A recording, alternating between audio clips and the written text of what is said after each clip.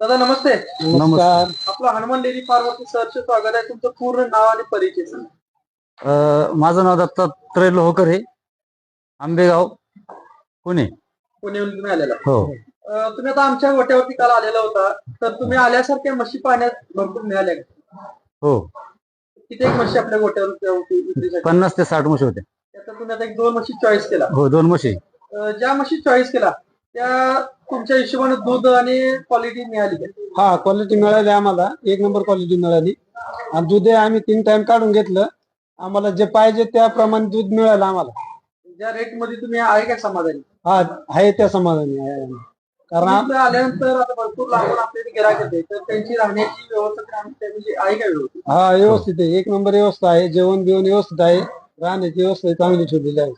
आपल्या dairy form मध्ये आता तुम्ही म्हशी बघितला तर हरियाणा पॅटर्न सगळ्या म्हशी आहे. हो. तुम्हाला जशा व्हिडिओ मध्ये किंवा